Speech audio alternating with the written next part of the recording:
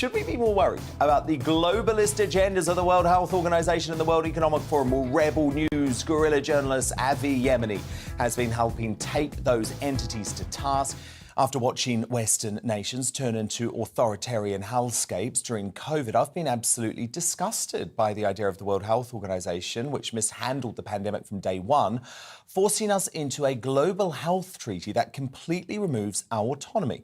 Luckily, I'm not the only one leading the fight back. After taking an unconventional route into journalism, Avi Yemini isn't one to conform to the narrative pushed by the elite. So, born in Melbourne, Australia, Avi became homeless at the age of just 13. He then moved to Israel and gained citizenship there before becoming a sharpshooter with the Israeli Defence Force.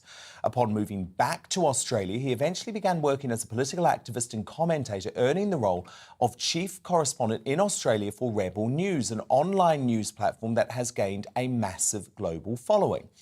And last month, he went viral after travelling to Davos, Switzerland for the World Economic Forum, where he interrogated global leaders, including a special envoy on COVID for the World Health Organization, David Nabarro. Look. Rebel News, why do you think people don't trust? It's been hard to maintain trust through COVID. Because COVID's affected poor people everywhere really badly. So why do so many people blame your organisation, the WHO? People like to find somebody to blame. I am not giving the WHO official position. Gosh, you're an aggressive interviewer. By the way, the pandemic's not finished. It's still going on. So those words will scare people because they're thinking we're just getting back to life, and you're telling us from the WHO it's not over. And Avi Yemini joins me live from Melbourne, Australia now. So, Avi, you had a very interesting time in Davos. Why did you feel it was important to scrutinise these elites who are running organisations like the World Economic Forum and the World Health Organization? I guess, firstly, thanks for having me. It wasn't my idea. Ezra, our boss at Rebel News, it was his plan, and I think his gut instinct was spot on. Basically, we got there and you could see that the most powerful people in the world had their own little safe space there in Davos, Switzerland, where they were so shocked when any sort of reporter asked them a real question, just like Nabarro there. Yeah, and you were also approaching, for example, senior executives at media organisations like the New York Times as well, right? And they didn't want to speak to you.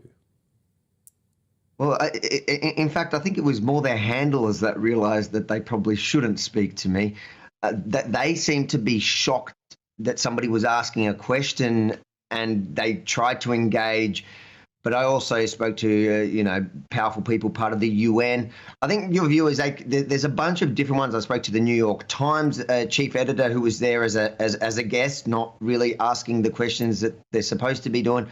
I think your viewers can take a look at all of those at wefreports.com, not just from me. There was a whole team of 6 of us from Rebel News that came, and it was unbelievable. I dare suggest that next time there may be different protocols in Davos, because we did infiltrate their little safe space, like I said.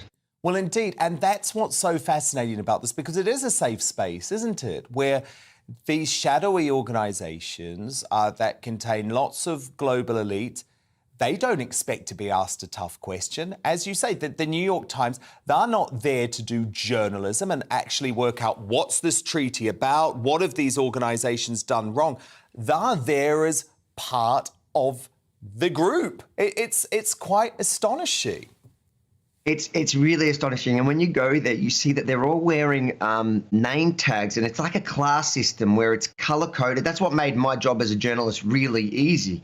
And I'm surprised no other journalists did it, because they color-code, so it tells you straight away by the color how important this person is.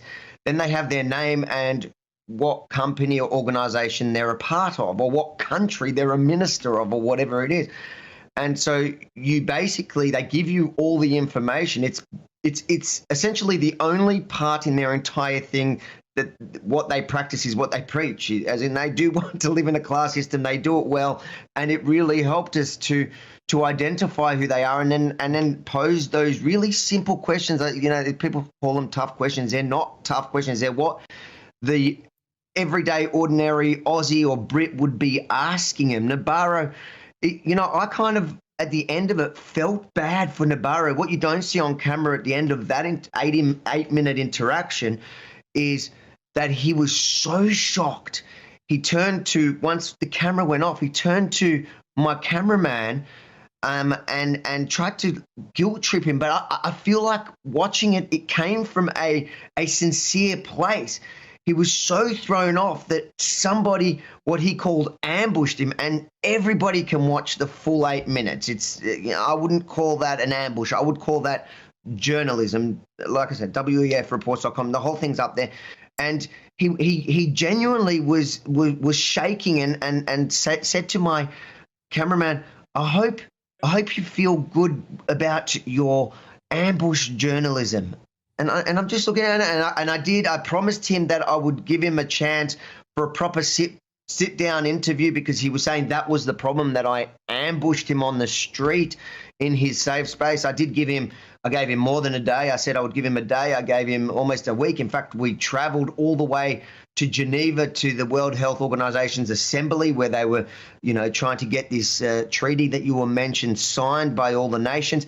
But I never heard back. So that's why it's so important. This is the point, Avi, and that's why I think what you did is so important, because of course they won't sit down with Rebel News. But by the way, none of these jokers will come on my show either, or on Mark Stein's show here on GB News. They're only going to go to media organisations where they know they're going to get an easy ride, because many of these media organisations buy into the globalist agenda. And I think one thing that's really disturbing, Avi, is that these organisations, they are so focused on domestic politics, aren't they? I mean, look at what's going on in the UK, for example. At the moment, we've had a leadership challenge. It's all about personality. You've just had a big election and a regime change in Australia too.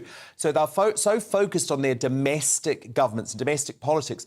Very often, these news organisations are completely missing the fact that the World Health Organization, the United Nations, the World Economic Forum have increasing control over our lives. Absolutely. And it's even worse than that. The journalists and the organisations that actually make their way to places like Davos are there, like we said, like the New York Times editor that I confronted. They're there on invite, and they want that little class, you know, the white one, which means that they're really important. They want that. And they want to be invited back next year with the same one. So they're never going to ask a question that could rock the boat. And you see also, just walking around Davos, they're advertising to these people, to these organizations. They're selling their product. And that's what they have. It's a product. They are owned by the corporations, by the governments, by those elites. They're part of that little elite group. And that's why, you know, in the days of the internet, and in this time, it's so crucial that citizen journalists and alternative media like Rebel News is so important, I believe. No, indeed. I think it's so important. I really liked what you did out there, and I did watch the full 8-minute confrontation with David Nabarro from the World Health Organization. I thought you were completely respectful. You were asking very good questions, and as you say, it's well worth a watch. So thank you so much for being with us tonight. That's the Chief Correspondent for Rebel News Australia, Avi Yemini.